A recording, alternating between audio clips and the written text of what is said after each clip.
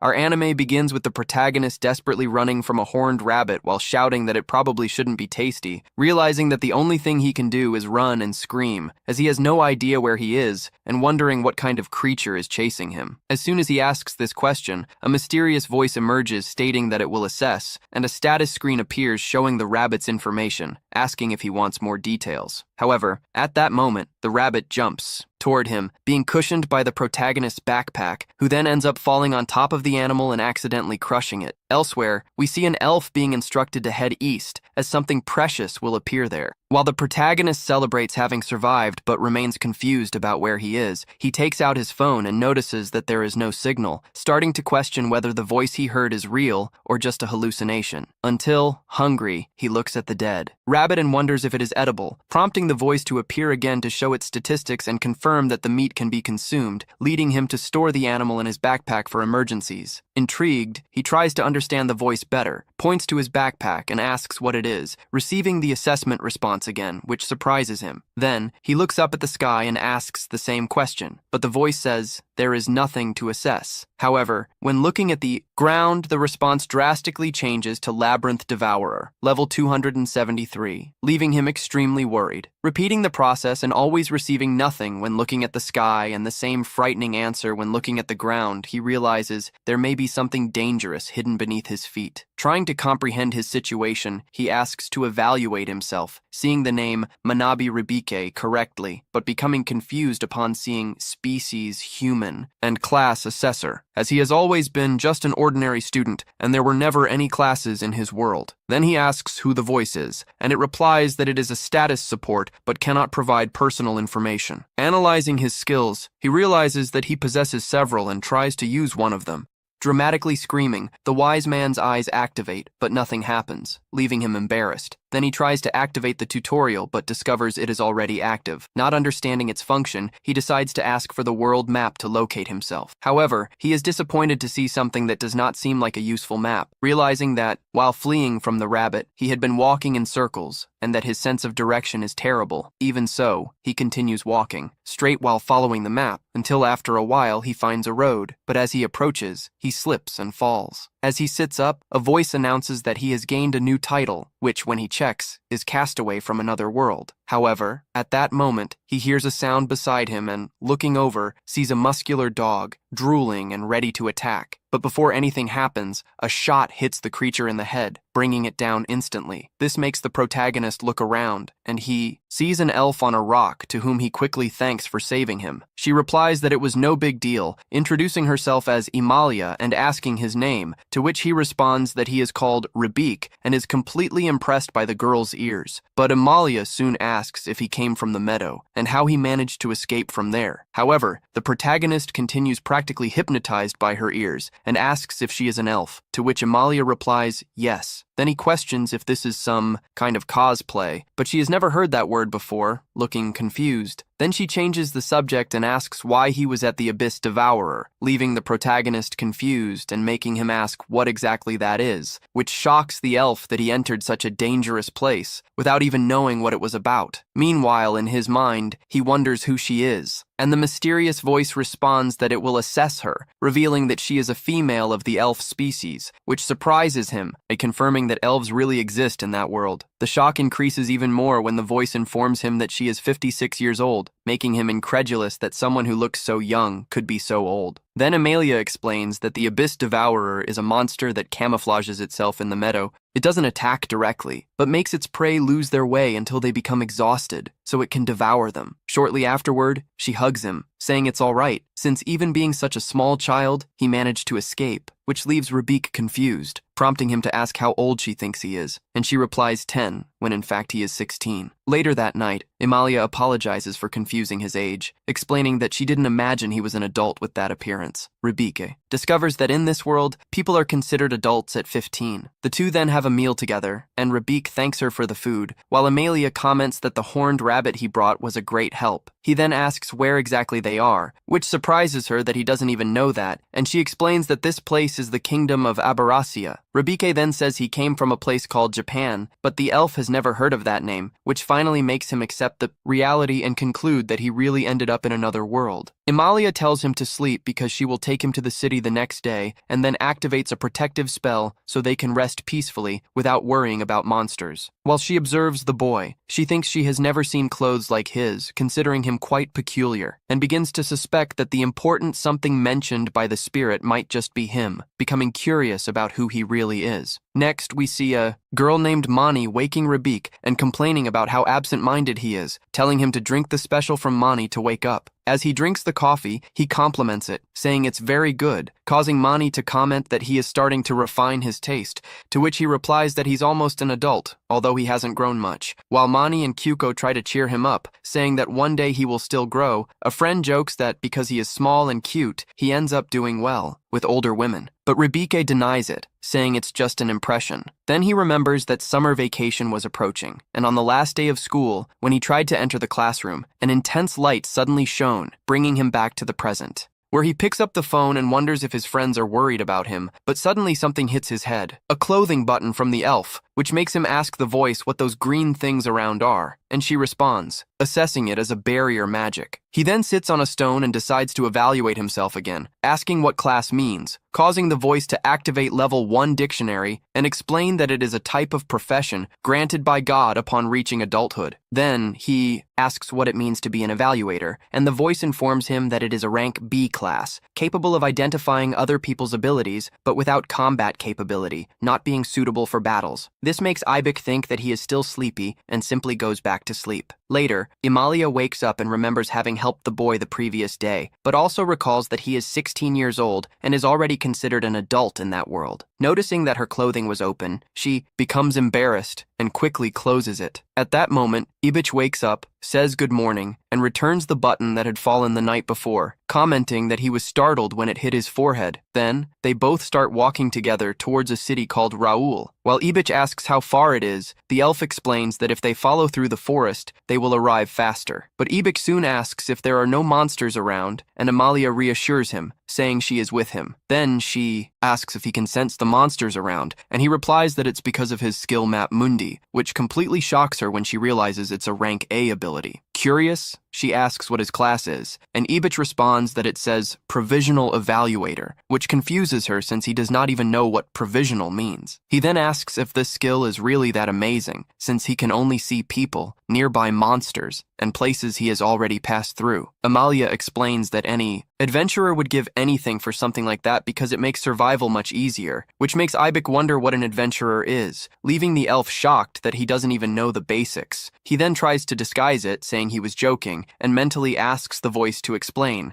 and she responds that adventurers are people affiliated with the Adventurers Guild who take on missions like hunting monsters, capturing them, and collecting materials. Upon understanding better, Imalha comments that it now makes sense he was able to escape from the maze devourer. Then, looking at him with a smile, she says that he is someone without common sense, ignorant, and completely clueless, which prompts Rabik to ask if she has any friends, hitting her directly, since she really has none. But he quickly says that she does, because he is her friend, making her extremely happy. Then, Rabik opens his world map and detects something nearby, a crystal-horned rabbit, which leaves Imalha shocked again. When asked if it is different from a common rabbit, she explains that it is completely different, being extremely rare, and can be used to create a panacea or sold for about 200 gold coins. The two then head to the location, and Rabike uses his appraisal ability, identifying that the rabbit has a skill called Escape, making Imalha warn them to approach cautiously. But he explains that he also has a sensing ability, while she uses two techniques to prepare, sound cut and odor cut, which makes her compliment Rabik, saying that his skill is impressive and that many adventurer groups would want him, as he can locate even rare things. Although he says that his class is not combat-oriented, she responds that he can stay in the back while others fight. Then, somewhat awkwardly, she asks if he would like to form a party with her, but Rabike was distracted and asks her to repeat, causing her to feel embarrassed and say it was nothing, thinking it seems like she is throwing herself at him. While he imagines that she must be lonely for not having friends, she then prepares her bow, and Rabik asks where the arrows are, to which she explains that she is a spirit archer, capable of using the blessing of spirits to turn the wind into arrows. She then shoots, and a scene worthy of a movie occurs. But in the decisive moment, when the arrow almost hits the rabbit, it uses its escape ability and escapes, leaving both of them completely stunned, and Imalha Depressed after exerting all her strength in the attack, Rabik then asks if there is a way to handle this ability, and she explains that when the rabbit is attacking someone, it cannot use its escape, suggesting that this could be the perfect opportunity. Rabik immediately offers to serve as a distraction, but the elf warns that it's extremely dangerous. However, Rabik says it will be fine because when she assessed the rabbit, she saw that it was extremely foolish. They then come up with a simple plan using bait to lure the monster while preparing an ambush. Rabik positions herself as the distraction, staying in the open, and, as expected, the rabbit charges ahead without a second thought, falling straight into the trap and, at that exact moment, striking hard and defeating the crystal-horned rabbit. After the victory, Rabik notices something amazing happening as she starts to level up several times at once, both in her skills and in her class, being completely surprised. While Imalha asks if he is okay, he replies that his level just increased out of nowhere, making the elf happy and saying that this achievement belongs to both of them. But in the middle of the celebration, the button on her clothing comes loose again. Next, we see a mysterious blonde man commenting that all of this was just a tutorial, while hoping that Rabik will have a happy life in this new world. Shortly after, the scene shifts to the Adventurers Guild, where a girl named Evil is registering. When informed by the receptionist that the missions are on the board beside her, she says that she already knows exactly what her first mission will be, as she intends to find a specific person. And that's how the first episode comes to an end.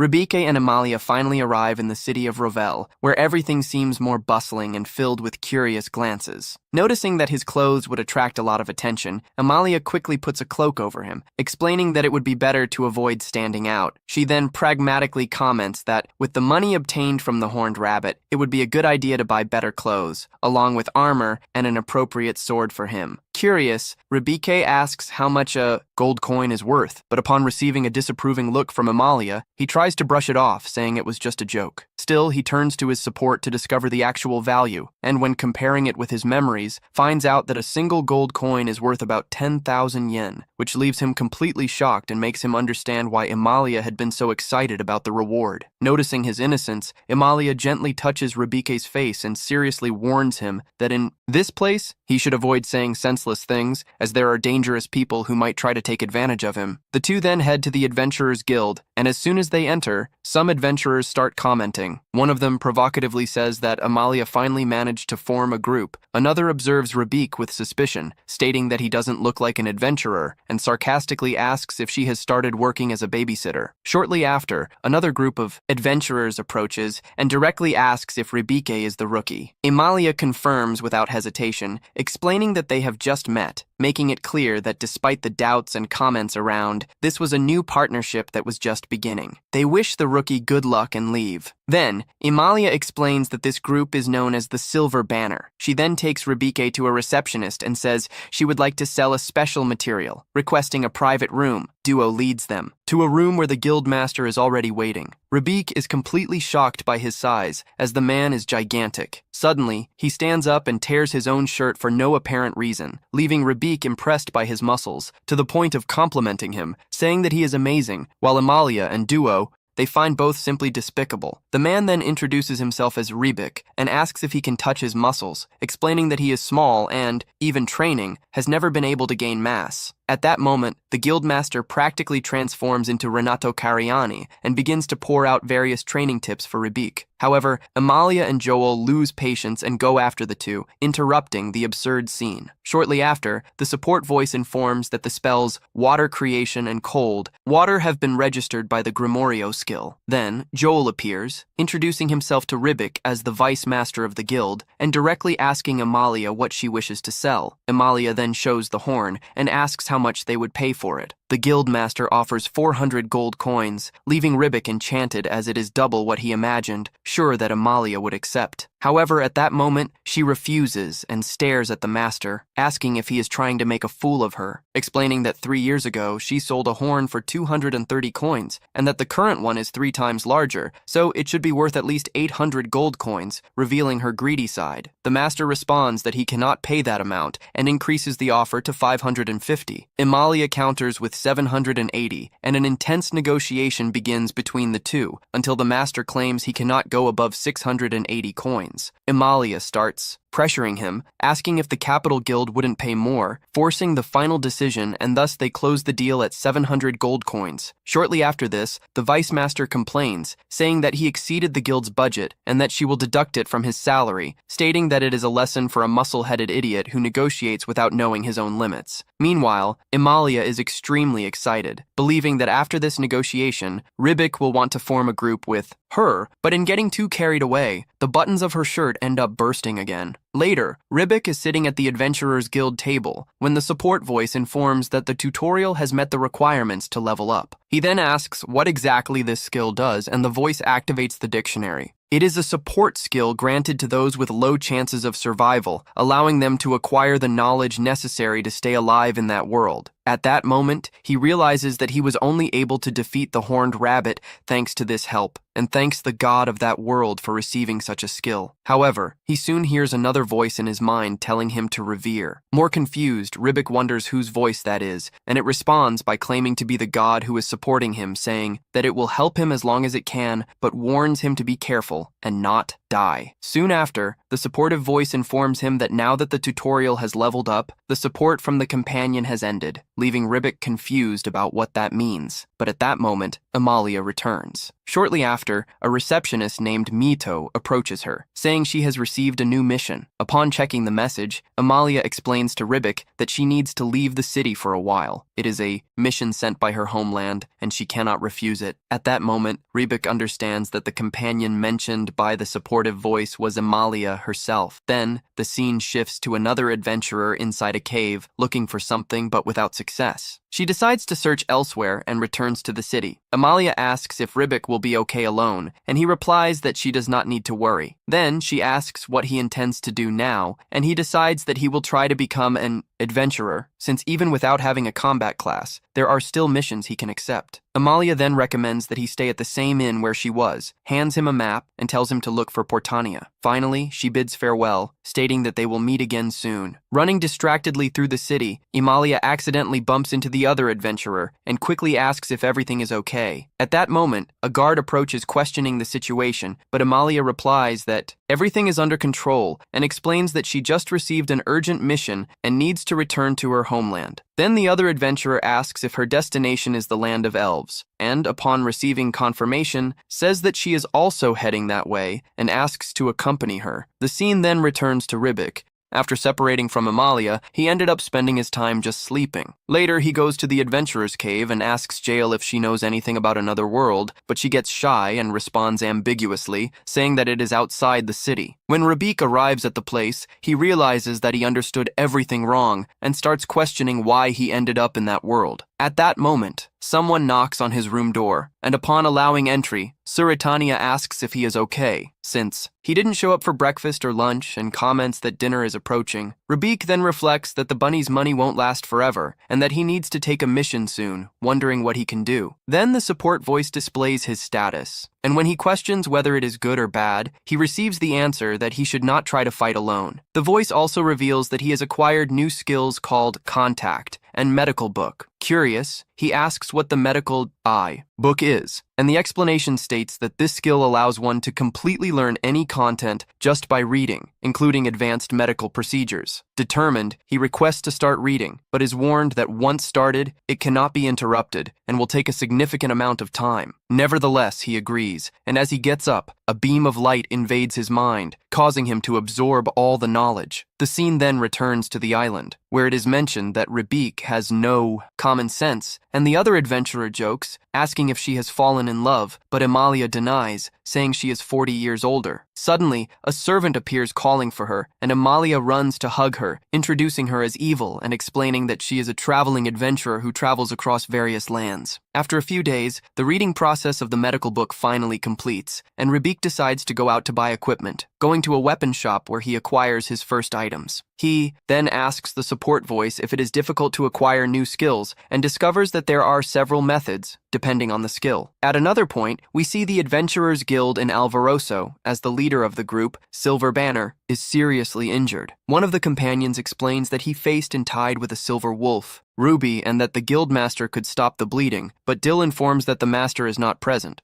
Someone suggests using healing magic, but they say they have already tried and it didn't work. Seeing the situation, Rebecca realizes that if the bleeding is not contained, the man will die, and then wonders if his skill medical book can help. The support voice replies that yes, it is possible. He then asks for permission from the group members to examine the leader, and, upon receiving immediate authorization, Rebecca activates the medical book skill, quickly identifying the presence of a poison in his body, a dangerous type that prevents coagulation and makes it impossible to stop the bleeding. At that moment, the support voice informs that only 5 minutes of life remain, shocking everyone. Ribic asks how he can heal him, and the answer comes that it will be necessary to use the combination of hyper healing and perfect healing, but the total cost is 650 mana, while he only has 56. One of the members desperately asks if there is nothing that can be done, and Ribic explains that while the poison is active, there is no way to stop the bleeding. First, it is necessary to purify the body and then restore the damage. He then asks if anyone there has those abilities, but no one responds positively. With no alternative, he consults the support voice again, which suggests using the contract skill, allowing for temporary mana sharing among several people. Ribic then explains the situation, and everyone agrees without hesitation, transferring their energies to him. But even so, he is still short 170 mana. It is when Dill offers to complete the remainder, allowing him to finally reach the necessary amount. With this, Ribic casts and purifies to completely remove the poison, and then uses perfect healing to restore the leader's body, successfully completing the treatment. However, shortly after the extreme effort, he ends up fainting, and in this state, he recalls his previous life, where Sona scolds him for always acting thoughtlessly, warning that he needs to be more careful, as there won't always be someone to save him. Upon waking up, the support voice informs that the contract skill has risen from level 2 to 5,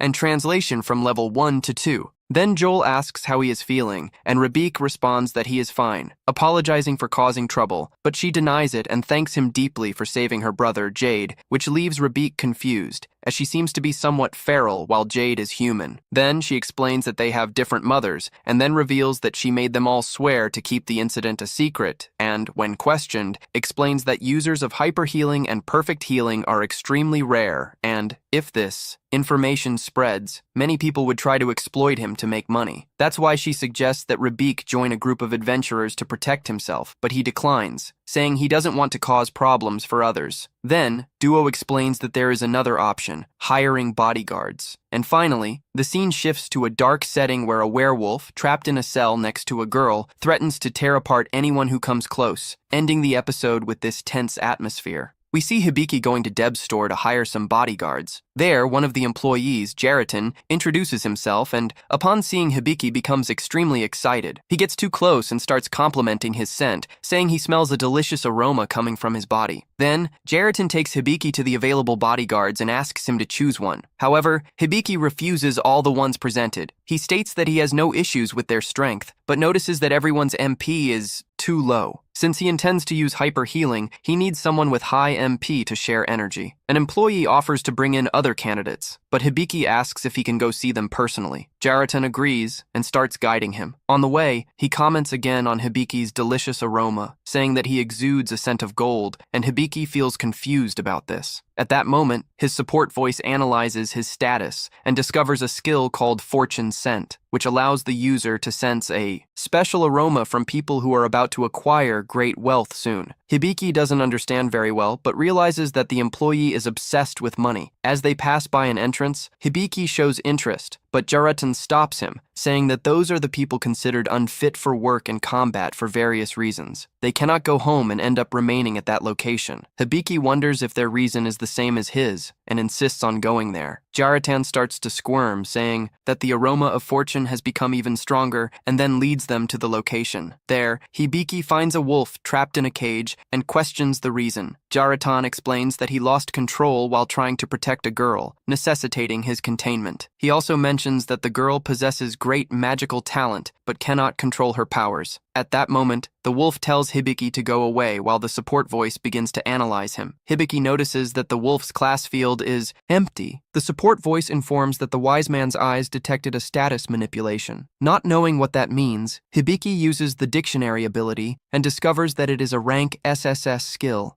Granted by a whim of God, being able to see everything with extreme precision, upon re-evaluating the statuses with this ability, the numbers increase drastically. Bick discovers that the wolf is under a restraining spell, an invisible curse that reduces its physical abilities, and realizes its true hero status. While observing the girl, he discovers that she is a sage and possesses a skill called Divine Devastation, extremely powerful, but that causes self-destruction when used by humans. It is a test granted by the gods. Hibiki questions divine intentions while noticing that both the wolf Cloud and the girl Lillian have plenty of MP. Even so, he wonders if heroes and sages can coexist with ordinary people. At that moment, the support voice informs that the emergency measured skill has leveled up. Not understanding, Hibiki consults the dictionary and discovers that it is a magic capable of removing effects that restrict or weaken the target, regardless of the cause. Hibiki then states that he wants to take those two. Upon hearing this, the seller begins to tremble with excitement, completely overwhelmed by the scent of money. Then, Hibiki takes the wolf and the little girl to a secluded spot in the forest. Claudio finds the situation strange and wonders what he intends to do. There, Hibiki in turn asserts that he would never harm Lillian, but suspiciously comments that he might need to do some things with Claudio. The wolf stays on alert, not understanding his intentions. Shortly after, Hibiki reveals that he intends to heal him, and that, for this, he will need Lillian's help. Without hesitation, she says she will do anything to help Claudio, but the wolf warns that it could be a trap. Nevertheless, Lillian interrupts him, saying that he has always been by her side and now it is her turn to give back. When Lillian asks what she needs to do, Hibiki explains that he will need a large amount of MP to perform the healing and proposes that she make a contract with him to share her energy. Lillian agrees and the contract is quickly established, transferring her MP to Hibiki. With that, he activates his medical book and uses perfect healing, fully restoring Cloud's body.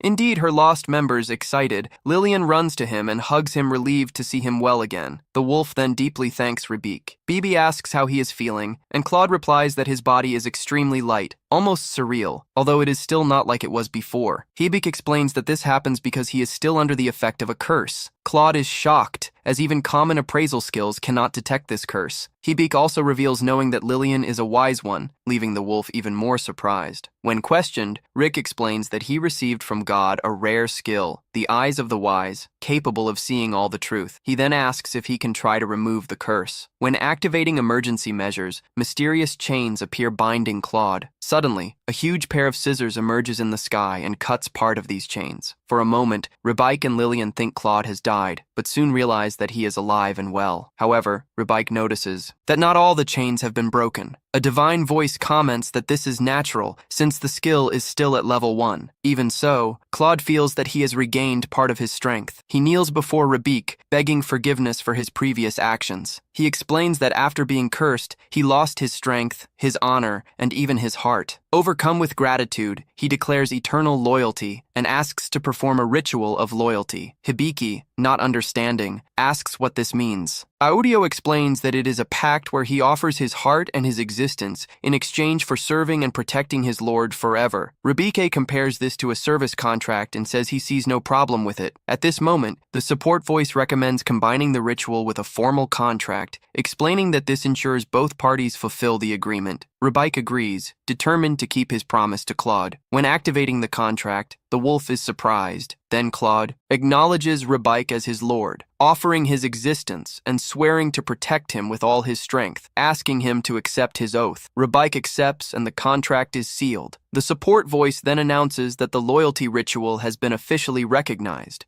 by the Spirit of Light, thus formalizing a master and vassal contract between the two. Hibiki observes the mark that appears after the ritual and asks what it means. Claudia explains that it is the mark of the Spirit of Light, a proof that the loyalty ritual has been officially recognized. She then asks Hibiki to call him Cloud. From then on, Lillian, in turn, is very happy to see that the contract between them has been successfully completed. The scene then shifts to Amelia, Ivor, and the maid who walk together. During the journey, Iva spots hot springs ahead and suggests they stop to rest. The maid immediately gets excited, commenting that it would be a great opportunity to relax her body and, especially, to contemplate two beautiful mountains. Ivor is confused by the comment, and the maid quickly corrects herself, saying she can still keep walking. Emily finds the change in attitude strange and asks why. The maid explains that she prefers to save money, but soon reveals the real reason. She does not know Ivor, and it would be risky to relax near a stranger. Marcia questions whether that is not an exaggeration, but the maid insists, saying they are not even friends, so it wouldn't make sense to act with such confidence. Upon hearing the word friends, Imaya, who has never had one before, begins to imagine what it would be like to have a true friendship. Excited by the idea, she decides that they will stop at the hot springs. Back to Ribike, he explains that he cannot use really effective healing magic just with his own MP and that he needs their help. Claudio quickly understands the situation and states that he and Lillian can share their MP whenever needed. They both agree to help him. Ribike then activates the sharing ability, and the support voice informs that the Grimorio skill has leveled up. Claudio comments that he had noticed something strange before and asks whom Ribike usually talks to. Ribike explains that it is his support voice that guides and teaches him many things. Claudio is shocked and asks if he possesses the legendary tutorial skill. Ribike confirms, surprised. Claudio also asks if he has the title of Castaway from Another World. Ribike finds it strange and asks how he knows.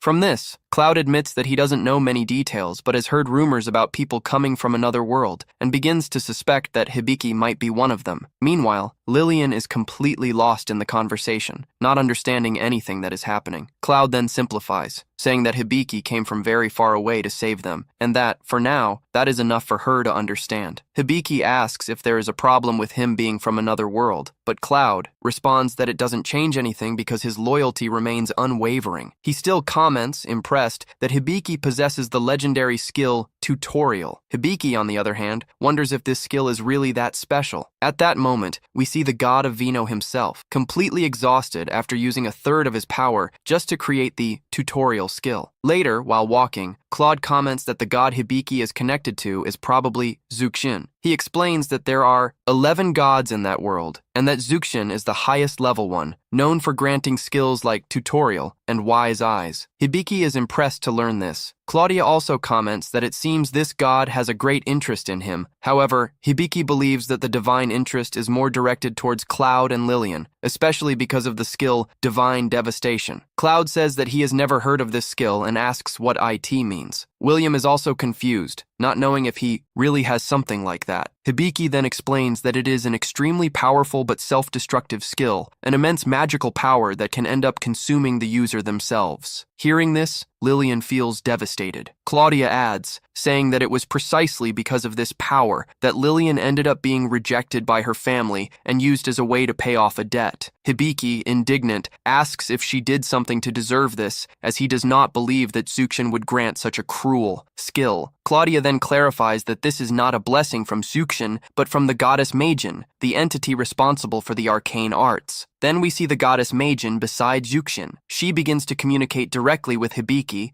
explaining that the girl is truly suffering because of the ability she received. However, once granted, these abilities are extremely difficult to remove, even by the gods. Despite this, Majin says there is a solution. Thanks to Hibiki's Grimorio ability, she can adjust Lillian's MP and magical power values, reducing the risk of self-destruction. However, she makes it clear that this does not mean she will always help them. Meanwhile, the scene shows Zuxin fallen on the ground, begging for forgiveness. He says he has reflected on his mistakes and deeply regrets them, but Jim, showing no mercy, calls another goddess and asks them to bring the Iron Maiden. Upon hearing this, Zuxin enters complete despair, pleading for her not to do that. Back in the physical world, Claudia asks what the goddess Maiden said. Ribike merely responds that everything will be fine with Lillian. Claudia comments that Maiden seems to be a very merciful goddess, but in reality, what Ribike sees in her mind is quite different. The Majin is literally torturing Zuxin. At that moment, the support voice informs that the abilities Sage's Eyes and Tutorial have been deactivated. Surprised, Hibiki asks why. The voice explains that the destiny control function of the tutorial ability has been turned off and that from now on, it can only provide basic support with some information. Bibi begins to worry, wondering if Zuxin is okay. At the same time, she has the feeling that she has seen that goddess somewhere before. Shortly after, she activates the Grimorio ability. At that instant, a cat appears beside Lillian. Confused, Rebike asks who he is. The cat introduces himself as Vinny, saying he was sent by the goddess Maid-In. He explains that the Grimorio was created by her, and that as a sacred beast, he will assist Hibiki. From there on, the scene changes again to Amelia and Ever in the servant in the hot springs. While Amelia and Ever relax peacefully in the water, the servant remains, completely focused on the mountains she mentioned earlier, admiring the view with enthusiasm. The next day, we see Claudio and Ribic commenting that they always imagine that heroes use swords, not spears. However, Claudio explains that, with his physical size, a spear is easier to handle. Then, Ribic asks about his armor, and Claudia explains that he usually dodges attacks, so he only uses armor to protect his vital points. Furthermore, he says that if he wears things too much, she ends up feeling hot. Afterwards, we see Lillian trying on a cloak and asking how it looks. Ribic comments that it looks really good on her. The seller approaches and says that that cloak is a great choice, costing only 25 gold coins, which leaves Lillian and Ribic shocked. However, Claudio starts shouting, saying that Ribic is too cheap, so he buys the cloak for her. Lillian says she doesn't want anything more than that cloak, but Ribic explains that her safety is more important than money, so she should also buy a staff. Lillian asks if she can choose one.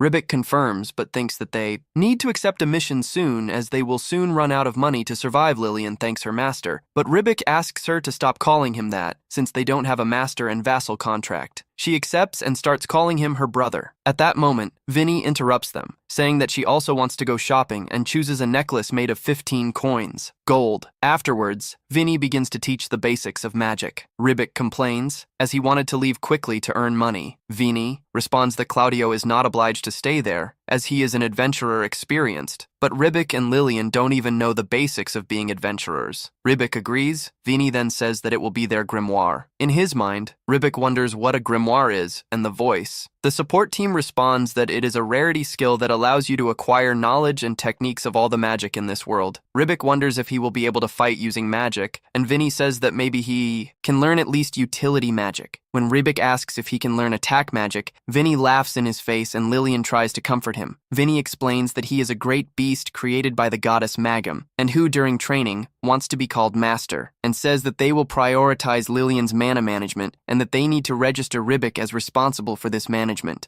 Ribic wonders what he needs to do, and Vinny bites his hand, saying that now everything is resolved. He then goes to Lillian and tells her to stay calm. As he kept her MP, he just reduced his magical power to 10%. Throughout the training, it will be released little by little. Then, he says that they will train Ribike's mana circulation, explaining that, to use magic, it is necessary to manipulate its source well, mana. The circulation of mana consists of two people holding hands, making mana flow from one to the other as a way of training the perception of this flow. After all this explanation, Ribic says he didn't understand anything. Angry, Vane says that Claudio will transfer his mana to Ribic so that he can understand in practice. He explains to Claudia that Ribic has no resistance to the mana, then asks her to transfer just a little. The two join hands and the transfer begins, but Claudia gets carried away and ends up increasing the amount of mana too much, leaving Ribic as a Super Saiyan. Sometime later, Ribic awakens. He realizes that he is alone, walks a little, and finds an elf sitting by the river. The elf turns to him and asks him why he is surprised, but calls him Claudio. Ribic realizes that he is in Claudio's body. He asks Anastasia if she was looking at the moon again, to which she confirms, saying that the moon is beautiful. Claudio's memories are shown. He remembers that Anastasia was by his side since they were little and taught him many things. They fought together, cried together, and laughed together, and he believed it would be like this forever, until on a bloody battlefield, Anastasia turned against him. He asked her why she did it, but got no answer. Soon after, everything goes dark, and we hear Claudio's voice calling for Ribic. When Ribic wakes up, he sees Claudio standing above him, asking if he is awake. At first, Ribic is still convinced that it is Claudio himself. But after a few minutes, he remembers who he really is. He finds it strange that he actually believed it was Claudio for a moment, but Vane explains that this probably happened because, by sharing his mana with him, Claudio made Ribic delve deeply into his consciousness, causing him to lose his sense of self for a while. Taking advantage of this, Vane asks if Ribic saw anything interesting in Claudio's memories, but Ribic can't remember much, other than the fact that it was something bad. A little later, Rabik is busy training to learn how to use domestic magic. To learn this magic, he needs to repeat household tasks several times until he can master it, but he is already doing it for a long time, and according to the support voice, it still hasn't made any progress. At that moment, Lillian and Claudia enter looking for Rabik as it's dinner time, but Claudia ends up knocking over a bucket, unintentionally undoing all of Rabik's hard work. Cleaning the floor begs for forgiveness, but Rabik says it's no big deal since he can clean again. While Claudia still thinks about what she did, Rabik quickly cleans the entire room as well as the entire hallway. After finishing, he asks the support voice if that was enough to unlock the household magic, but she says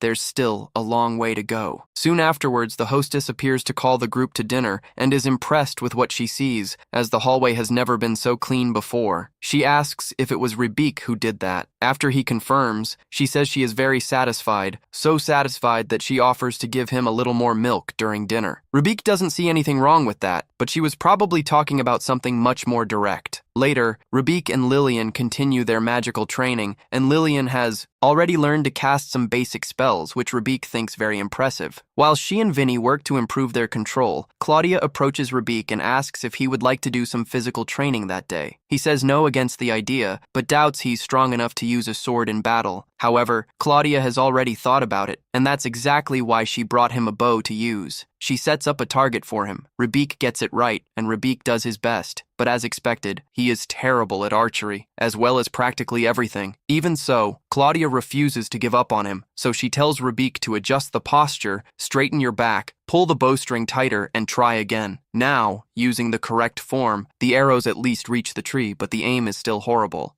Rabik is exhausted, as he didn't imagine that archery would be so demanding, as Claudio made it look easy. But Claudio says that he will get used to it over time. Rabik asks for at least a break, and his hands are red and swollen, but Claudia casually tells him to stop being silly, since she can use healing magic to treat her hands. That is, there is no reason to rest. And so, Rabik is forced to keep shooting arrows over and over. Meanwhile, the mesh continues her journey back to her hometown and wonders how Rabik is doing. She is sure he would be surprised to know that she made friends during the trip. Estia notices that Malha seems to be in a good mood for some reason, but Malha says that she is imagining things. The road ahead is divided into two parts, and although Malha knows that one of the paths is shorter, she suggests that they follow the other. Ivor asks why, so Malha explains that the shortcut passes through a forest in ruins, and they say that the souls that haunt this place play tricks on anyone who approaches, so it's best to keep your distance. Still, Ivor finds the place interesting and decides he wants to check it out. Malha doesn't understand why anyone would want to go into a haunted forest, but Ivor says places like that often hide treasures, so it's worth checking out.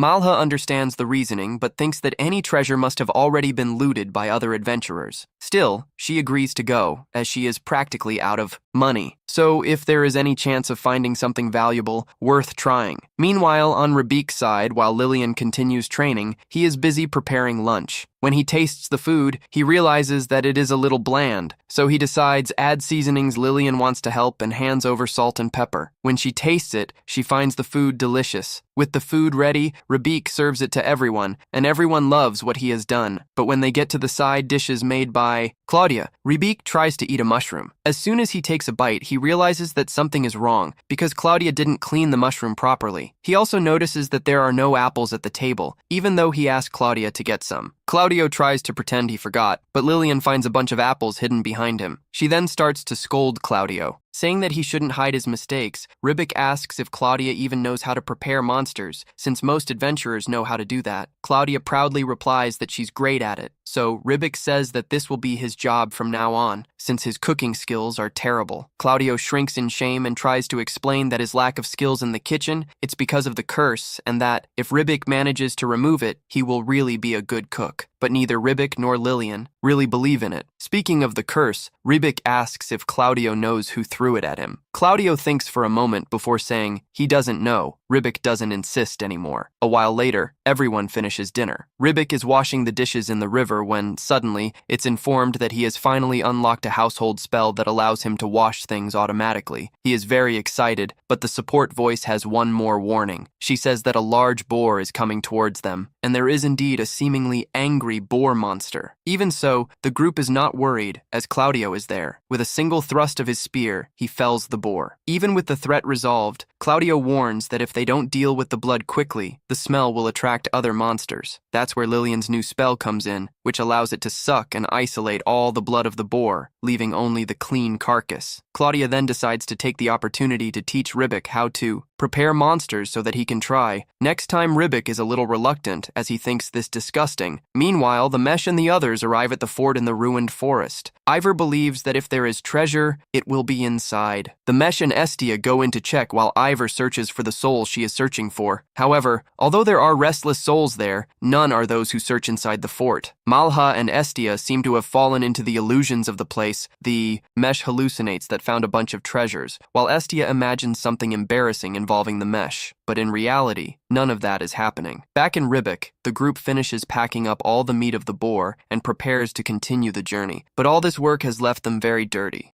Ribic wants to take a shower, but there is no time. Fortunately, he now has a bubble washing spell. He decides to test it, but this makes Lillian and Claudio nervous since Ribic is bad at practically everything. Even so, it's already too late, as he has already cast the spell on Claudio. And surprisingly, it works very well, leaving Claudio clean as a model werewolf. And so the episode ends. Comment on the word bubble if you made it this far. The next day at Hibiki's house, the group realizes that their money is running low. Cloud comments that they have spent quite a bit recently. Some expenses were very high too. He looks directly at Veen. Hibiki then concludes that it's time to take jobs from the guild to raise funds. Lillian excitedly agrees with the idea. However, Cloud warns that even after the magic training that made them stronger, they still need to start from the basics if they officially join the guild. In other words, at rank F. This shocks Hibiki and Lillian, as it is the lowest level among adventurers. At the Adventurers Guild, Jewel is registering Hibiki's group and shows satisfaction in seeing that he managed to gather more companions. At that moment, Claudia appears carrying several missions, which confuses Hibiki. Claudia then explains that rank F missions pay very little. The ideal is to take several at once. Otherwise, they wouldn't earn much at all. Soon after, new missions appear on the board, including a few capture missions. Cloud finds it strange since they don't seem to be at their level. Ribic observes that the only clue available is a tail. The receptionist clarifies that it is a thief. This is why the mission rank was elevated. Later, Ribic is training his aim. He observes a rabbit with horns. He calculates the distance. He wonders if he can hit it with his current skills. After several attempts, he finally manages to bring it down with his bow and arrow. Cloud comments that ideally he should hit it on the first try, but he acknowledges that it was enough not to be considered a failure. Ribic encourages him, saying he will improve next time. Soon after, Veen and Lillian arrive, bringing ingredients collected from their missions. Ribic notices that there are mixed fruits. Veen explains that they are medicinal fruits found by chance. They are useful for marking paths in the mountains. Lillian demonstrates this by shooting a tree, leaving a visible mark. Claudia then suggests that everyone rest. Meanwhile, Ribic reflects on how he ended up in that world. He remembers that it all happened just before the summer vacation. He was talking to his friends about trips. He questions whether he will ever be able to return. At another point in the story, we see Amalia, his servant, and Ivor close to the border. Almost finishing his journey, Ivor feels that he hasn't achieved anything so far. As Ivor wonders where the girl's soul has gone, Amalia calls him and hands him a bracelet. It is a symbol of friendship. She also gives him a protection talisman. It contains a spirit that can alert her if Ivor is in danger. Ivor accepts it and thanks her. He returns to the city of Ribic. He decides the group deserves to relax and celebrate with a good meal. The idea pleases Lillian. He comments that the payment for the previous day's missions was quite reasonable. However, the receptionist is surprised by the quantity and quality of the items delivered. She says it doesn't seem like work from rank F adventurers. She questions if Hibiki bought the items from others. Hibiki denies it. At that moment, Hibiki meets the guild master who has just returned from the royal capital. The master jokes, asking if Hibiki has gained muscles. He says he intends to teach him some techniques to become physically stronger. However, Cloud interrupts and introduces himself as responsible for Hibiki's training. The guild master is not impressed by his appearance. He asserts that he will personally teach Hibiki to become a true adult. Cloud rebuts, saying that excess muscles can end up making a person slower. Because of this, Cloud insists that the natural form is the ideal one. This quickly escalates into something completely unexpected. He and the guild master begin to fight in the middle of the city. Cloud manages to strike a blow to the opponent's flank, but to his surprise, the master simply feels nothing in response. He tries to counterattack with a slash, but Cloud narrowly dodges. The fight intensifies rapidly, causing destruction all around. Meanwhile, Ribic watches, confused. Not not understanding how everything got out of control so quickly. Realizing the situation is worsening, the group begins to distance themselves. Ribic notices that Cloud seems to be at a disadvantage and decides to check the Guildmaster's stats with the help of the support voice. Upon analyzing, he is shocked. The man's power level is absurdly high. Even so, neither of the two combatants shows any intention of backing down. The Guildmaster even suggests that Cloud give up, but he refuses. Both agree to take the fight even more seriously. But before the situation completely spirals out of control, Jell arrives at the location and asks what is happening. Without hesitation, she casts a powerful water spell on both, defeating them instantly. The chaos is over. Soon after, a woman appears, shouting desperately. She says she was robbed and asks for her purse back. Veen then asks Hibiki about his purse. Dilu comments that when he arrived, he was not carrying anything. At that moment, Hibiki realizes that he has also been robbed. He panics as he remembers that all his money was there. Jell explains that it was probably the work of the thief they were investigating. It is a mysterious person that even the guild doesn't know much about. According to her, the criminal can transform their tail into something like a snake. They use this to hypnotize their victims, mainly targeting rich people. While Hibiki is still trying to process everything, Vane comes up with an idea in light of this incident. He can barely think of a solution to capture her. The plan consists of using Hibiki as bait to attract the bandit so Cloud can capture her. With this in mind, everyone heads to a cafe. We see Ibich disguised as a woman. He wears a wig and a dress. He leaves the bag full of money in plain sight. When the order arrives, no one seems to notice anything strange, except for Cloud. He discovers that the thief was the waitress who had already run off with the money bag. Yes, this thief fooled not only Ibich, but also the restaurant. Following the thief's trail, they all arrive at a strange underground place. It looks like a bar. To avoid conflict, the hooded figure reappears. This time, they see her and decide to follow her, believing she is the thief. Bick quickly decides to evaluate her. It is revealed that she is Miss Fauna. She is a wanted female beast bandit. She is known for her ability to transform her tail. With no way out, the girl reveals her identity. She mocks them, saying that even if they tried to catch her with that bait wallet, it was useless. She has already stolen the real Hibiki. Then she rummages through all her pockets and realizes she has no money. Hidayan asks her if she had planned everything. Fauna just laughs, saying that was also part of the trap. Then, she says goodbye. Just before Hibiki is crushed by barrels, Cloud pushes him out of the rubble. He asks Hibiki to go after Fauna. Hibiki complies and runs after the semi-human while Cloud deals with the barrels. But he ends up getting captured. Fauna mocks him, saying she can't believe someone fell for such an obvious trap. Upon seeing him hanging, she realizes he is wearing a wig and is actually a boy. She approaches and asks why he is dressed like that. Our big made-up guy replies that he was trying to capture her. He heard that she attacked wealthy people. Fauna then questions what that has to do with dressing as a woman, but Hibiki cannot answer. Fauna lifts his dress and confirms that he is quite lovely. Then, she proposes a deal. She agrees to help him on the condition that he evaluates something for her. Hibiki happily accepts. So, we see the two of them in the same bar. Fauna starts showing various objects to test his power, quickly discarding the fakes. Among them is a wooden bracelet. Hibiki evaluates it and says it is just a wooden bracelet.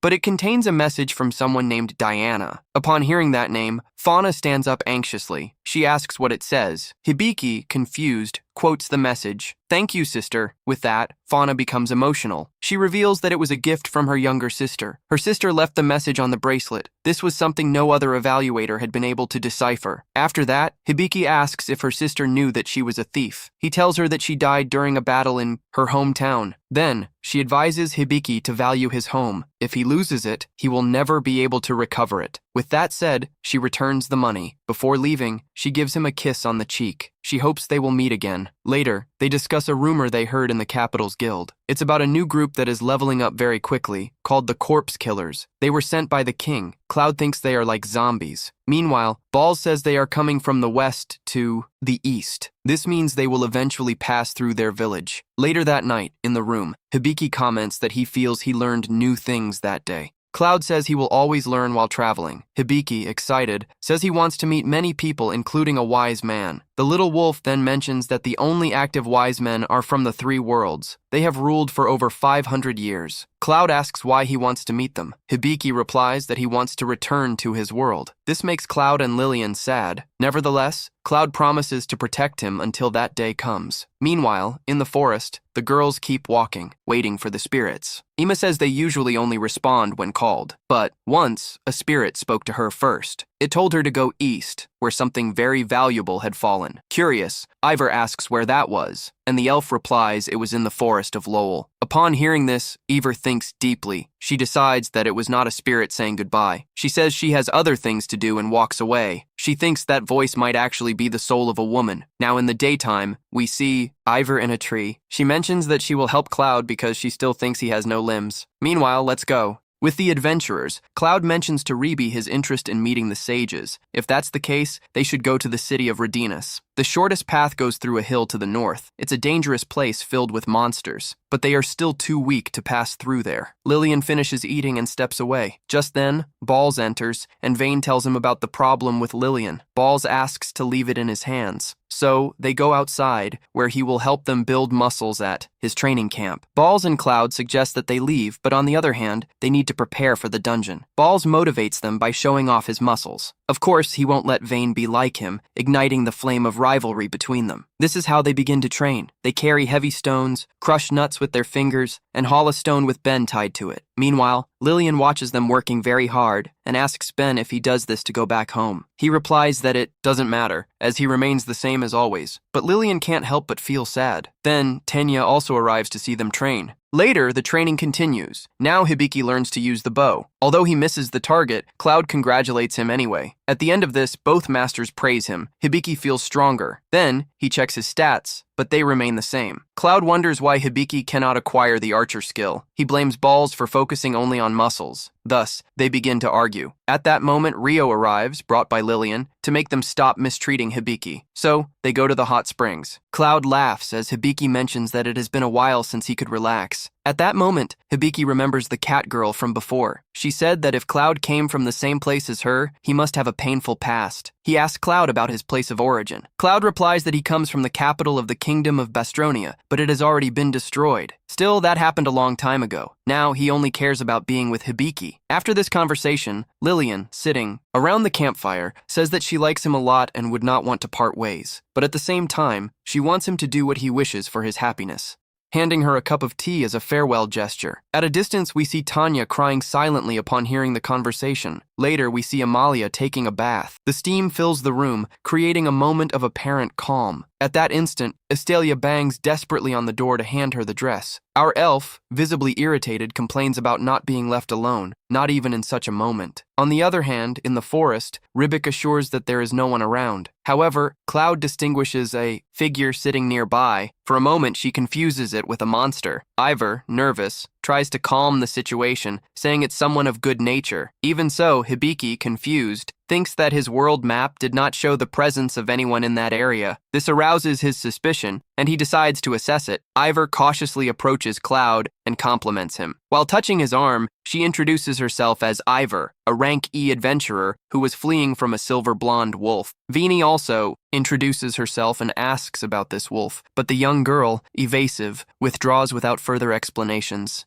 leaving a sense of doubt at this moment. Through the world map, Hibiki finally sees the location of the silver blonde wolf. The adventurers then go after him. They corner him successfully. Cloud wonders why he entered a closed space. But then, a voice asks Hibiki to look at the world map. When he opens it, he realizes he is surrounded by a pack of wolves. Cloud raises his gaze and sees them all in front of him. But behind him, another wolf appears, attacking Hibiki. Our young protagonist falls to the ground with a deep wound in his shoulder. Then we see Ibel observing all of this. She mentions feeling that a part of the curse has broken, but she doesn't understand how. However, what matters most to her is that he becomes food. Cloud continues to fight the wolves while Lillian tries to save Hibiki with her potion. However, he doesn't stop bleeding. Benel indicates to Lillian to use the state maintenance spell to control the bleeding. Lillian does so immediately. In this situation, Cloud focuses on getting Hibiki out of that place, but he is unsure if everyone will be able to escape. Desperate, he tells Lillian to take Lord Hibiki to the city so that Baus can save him. While he will hold off the wolves, Lillian asks if he will go with them afterward. Cloud is unsure, but says yes, so she will hurry. Lillian trusts him and summons a golem in the shape of a lion to take Hibiki. Our protagonist, still half-conscious, asks Cloud not to do that. However, the knight urges Lillian to hurry, promising that he will protect them at all costs. So, Lillian flees. Cloud stays with the pack of wolves. He realizes that they seem to ignore Hibiki and Lillian. Understanding that, they all came for him. He looks into the eyes of the largest wolf. He meets an elf named Anastasia. Switching back to Lillian and Hibiki, the latter asks her to stop. He sees that another wolf has followed them, a silver emerald wolf. It tries to capture them with vines, but they quickly enter a cave. Lillian seals the entrance. Outside, we see more wolves approaching. They push their vines through the edges. Lillian does what she can to fend them off while Hibiki checks the medical book. In it, he realizes that he is not only bleeding but also poisoned. Hibiki had already suspected it was Diaride's poison,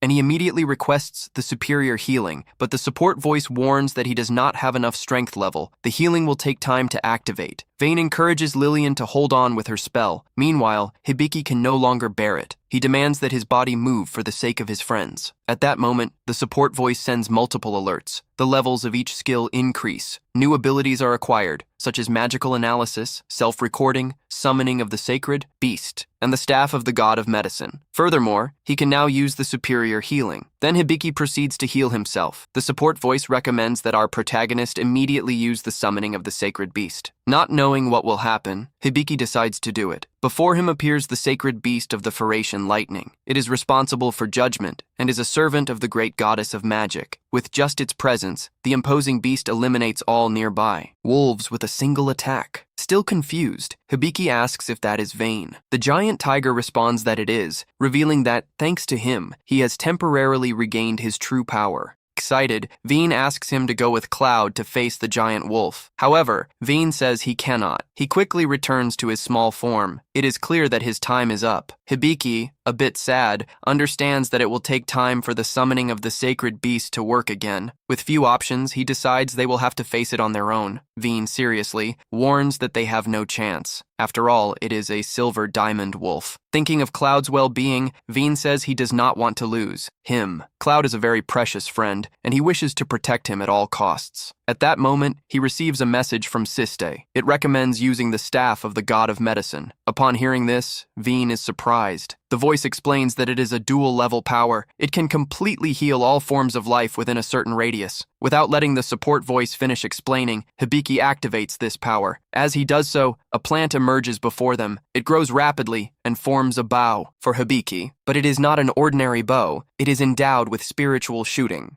Without thinking much, he shoots an arrow. He doesn't know exactly where it's going. Still, trusting in the newly acquired power, he decides to return to Cloud. On the other hand, the gods observe the situation and talk among themselves. They mention that they lent their power to the protagonist. However, the good use of this power will depend solely on him. Yes. Now, poor Hibiki relies on his aim, which is not the best. Everyone runs towards one of Lillian's lion golems, but, as they head towards Cloud, Hibiki's scan detects 3 different groups of wolves coming from all sides. They cannot afford delays if they want to save Cloud's life. If they leave those wolves behind and move forward, they will end up surrounded from behind. Then, Hibiki suggests that they eliminate all the wolves at once. First, he aims at the wolves ahead. Despite the bow giving him a huge increase in accuracy, it is still extremely difficult to aim when he can barely see the path ahead. Fortunately, Sapo finds a solution and tells Hibiki to use the expert eye skill along with the bow. When Rybik does this, it is practically like getting an automatic aim hack. As long as he clearly identifies the target he wants to hit, his arrows will never miss. As he shoots, each arrow hits exactly the heads of the wolves. He is honestly a bit scared at how effective that is for killing. But there is no time to worry about that now. There are still 2 groups of wolves coming from the sides. Then, he comes and shoots. Lillian uses her magic to eliminate them. She obeys, using a powerful, wind-cutting spell to destroy the first group of wolves. Then, a wood spell to impale the second group of wolves, one after the other. Now, all the wolves have been eliminated. Nothing else stands in their way to reach Claude. However, Rybik is genuinely surprised that simple wolves were smart enough to create an ambush like that. Benny explains that the wolves themselves did not create the strategy. It was the work of the diamond silver wolf that leads them. Peak asks if that means the diamond. Wolf is responsible for all of this, but Benny is not so sure because he suspects the woman they encountered earlier might be involved. Be somehow the true final culprit. They would never have gone so deep into the forest. They would not have fallen into that trap if she hadn't guided him there. For some reason, Vini feels that he has seen her face before. Meanwhile, Evil watches Cloud's battle with a smile on his face. He hopes Cloud suffers more and more. This will allow him to further corrupt the soul he desires. Cloud has been fighting non-stop for several minutes. Although he has managed to defeat most of the wolves, he is already gravely injured. The diamond wolf remains a huge threat to him. Looking at the wolf, Cloud is reminded of Anastasia. He realizes that she is somewhere nearby. Then, he asks why she is doing this to him, but the wolf simply howls and charges at Cloud. Cloud does his best to defend himself, but it is already too late. The wolf dodges his strike and tears a piece from Cloud's abdomen. This causes him to spit blood and fall to the ground. The wolf is about to finish off Cloud, but in that instant, Hibiki shoots an arrow directly into its head. However, to his surprise, the wolf blocks the shot easily. Even though it was perfectly aimed, Hibiki does not understand how the shot missed. Vane explains that diamond wolves have an innate ability called Diamond Shield. Although Hibiki's aim is perfect, the power of his shots is still limited. Therefore, he cannot penetrate the shield. Knowing that Hibiki is not a real threat, the wolf ignores all subsequent shots and turns its attention to Cloud to finish him off. Hibiki and the others can do nothing. They are too far away to physically stop the wolf. But fortunately, in desperation, Rib accidentally activates the summoning function of his contract with Cloud. This allows him to summon Cloud to his side. Cloud is safe for now, but still severely injured and bleeding heavily. Then, Ribic prepares to treat him immediately. To ensure the wolf does not interfere, Lillian uses all her power to raise a curtain of wind. This keeps the wolf from advancing, but it immediately changes tactics and begins throwing stones against the barrier, trying to break through. Lillian can hold him off for now, but it won't last long. Therefore, Ribic needs to hurry to heal Cloud. He asks the system to analyze Cloud's condition. To his surprise, he discovers that Cloud was also affected by the giraffe poison. Then, he begins to remove the poison from his body. While doing this, he starts to wonder how the wolf managed to poison Cloud. After all, the wolf does not naturally produce the giraffe poison. He examines the wolf's body through the wind. He discovers that the wolf itself is infected by the giraffe poison. This is why its attacks spread the poison to others. Another thing Hibiki realizes is that the wolf apparently serves a woman named Anastasia. He feels he has heard that name before, but he can't remember, until he finally realizes that Anastasia was the woman from Cloud's story who betrayed him. For now, he knows he needs to take care of Cloud's condition. So, he tries to use Perfect Rio, but he receives an error message saying he cannot use the spell because he doesn't have enough MP. All the MP Hibiki uses to cast his spells comes from Lillian. But since she is using huge amounts of MP to keep the barrier active, she must be about to exhaust her reserves. Thus, Ribic decides to use a common healing spell on Cloud. He wants to at least help him survive the fatal wounds. When he finishes, Cloud's wounds are healed, but he still hasn't woken up. And, to make matters worse, Lillian is completely out of mana. Then, the wind curtain disappears, and the wolf prepares to attack again. Hibiki pulls out his bow and aims at the wolf. He knows very well that his arrows will not cause real damage. However, he doesn't have many other options. The wolf lunges at Hibiki. As expected, the arrow bounces off its shield, but just when the wolf is about to tear him apart, Cloud gets up and interrupts the attack with his fist. Cloud's strength is not enough to overpower the wolf, but Sapo activates the ability Enlightened Mode for Ribic. This allows him to access Cloud's hidden potential. Essentially, this ability completely undoes the curse, restoring all of his strength. With his power regained, Cloud punches the wolf several meters back with a single blow, and then he asks Hibiki to wait there while he finishes off that wolf once and for all. Hibiki asks how he intends to do that without his weapon, but Cloud simply opens his hand and materializes. Your true spiritual weapon. Then he jumps into the air and activates one of his special abilities. This ability basically restrains the target. It ensures that no matter how much they try to dodge or escape, his spear will still hit them. As soon as the wolf is trapped, Cloud throws his spear, eviscerating the wolf along with half of the cliff. When the dust finally settles, all that remains is the wolf's head. Upon examining it, Hibiki discovers that the corrupted soul fragment of Anastasia that was trapped within the wolf has been released. This makes it seem like Anastasia was the one being controlled, rather than the other way around. Hibiki is quite confused. In that moment, he hears a voice behind him thanking him for freeing her, because now she will no longer be forced to commit evil acts against her will. She also apologizes for everything she did to Claudia and for all the suffering she caused him, but now he will finally be able to live in peace. And after saying this, she disappears. Moments later, Cloud approaches Hibiki to see if he is okay. Hibiki says he is, but the most important thing is to ask if this means the curse on Cloud.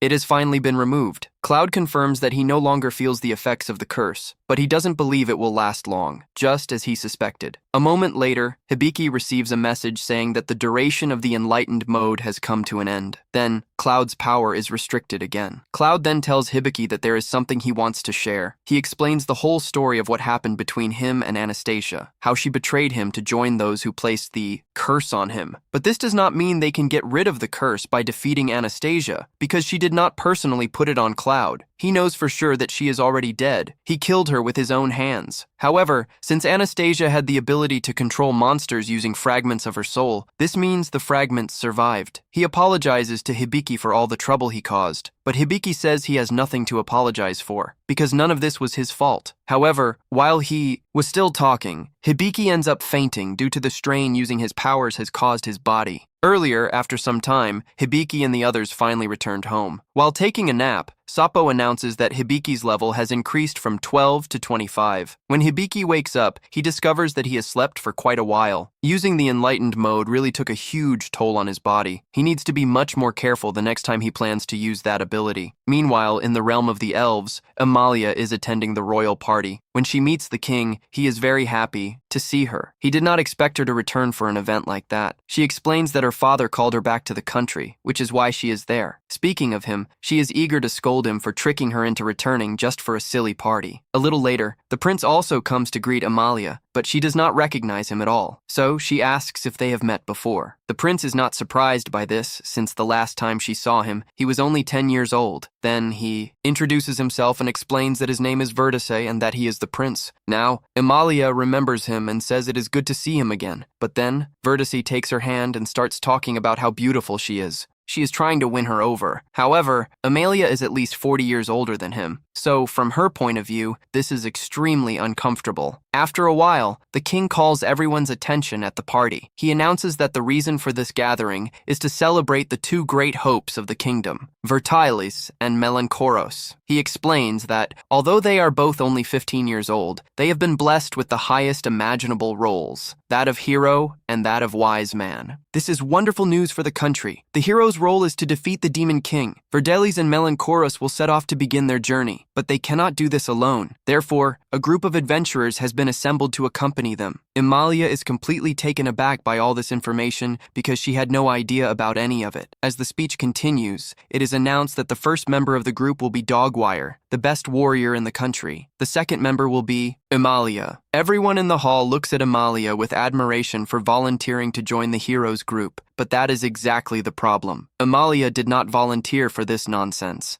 To make matters worse, Vertus announces in front of everyone that, after defeating the Demon King, he intends to return and ask Amalia to marry him. This is almost as bad as not having any way for her to refuse the mission, since everything was announced publicly. So Amalia runs away before they call her to the stage. Meanwhile, back at the inn, Hibiki and the others have just returned from dinner and are completely full, because Tanya prepared a feast to celebrate Hibiki's recovery. Now that everyone has eaten, Ribik will call everyone's attention. He says that, after all, he wants to go to Terradina because he needs to find a way to return to his original world. After all, his family and friends are there, but that doesn't mean he wants to leave Lillian and Cloud behind. The time he spent with them is very precious to him. Then, he says that he wants to find a way to take them to his world too. Lillian is very happy to hear him say this, because it means she can stay by his side. Cloud asks how he plans to do something like that, but Ribik has no idea. He hasn't even figured out how to get home alone, let alone take other people with him. But Cloud is sure that, eventually, he will find a solution. Benny reminds Hibiki that he will need to cross the North Dungeon if he wants to reach Peter and Dinas, but Hibiki already knows this, and that is exactly why he will need everyone's help to succeed. Everyone is more than happy to support him. As for Amelia, she is running to change clothes and leave the Elf Kingdom as quickly as possible. Before she is forced to join the heroes group, he begins to feel curious about the people Hibiki said he misses from his old world. So he asks who they are. Our protagonist replies that they are his friends and family. He explains that they used to spend a lot of time together, having fun and drinking black tea. This was mainly because the family of one of his friends owned a cafe where they gathered frequently. Cloud then steps forward and comments that if Hibiki remembers them so fondly and speaks of them with such affection, then they must be very worried about him right now. Hibiki agrees and says this is likely true. But he also adds that now he has them all by his side in this new world. So, he doesn't feel alone at all. The next day, everyone visits the guild. They explain to Jewel and Deliard about the intense life-or-death battle they had against the Silver Diamond Wolf. Liard is clearly impressed that Jibiki and her group managed to defeat such a powerful monster and come out of the fight without serious injuries. However, he also mentions that he heard Jibik fainted during the battle from exhaustion. Then, Deliard starts flexing his muscles. He invites Jibik for a quick training session to increase her strength before things go further. She immediately encases Deliard's head in a block of ice. Then, she calmly turns her attention back to Jibik and her group. She explains that the real reason she called them there was to discuss the reward they will receive for defeating the Silver Diamond Wolf. Jibi looks at the payment receipt and is completely shocked by the size of the reward. I explain that the amount is so high because Jibik and her group saved, the townspeople from becoming victims of the Silver Diamond Wolf, which could have caused huge damage and countless deaths. She also adds that the Silver Diamond Wolf is an extremely dangerous creature, so much so that even someone like Deliard would have difficulty facing it alone. Therefore, she insists that Gadiki must accept the reward without hesitation. After hearing this explanation, he accepts the reward with gratitude. Then, he tells his companions that they can use the money to start the proper preparations for their next goal, exploring the dungeon. Thus, they immediately head to the company. Devai can already smell the money in Hibiki's pockets from miles away. That is why he begins to do a strange dance while welcoming them to the weapon exhibition hall. Everyone starts to look around and is impressed by the vast array of high-quality weapons and equipment displayed everywhere. It doesn't take long for Bick to choose, deciding on the wind tunic. He believes that the wind magic imbued in it will help him move faster and dodge attacks more easily during combat. Then, Lillian chooses a floral wand that will allow her to cast magical spells.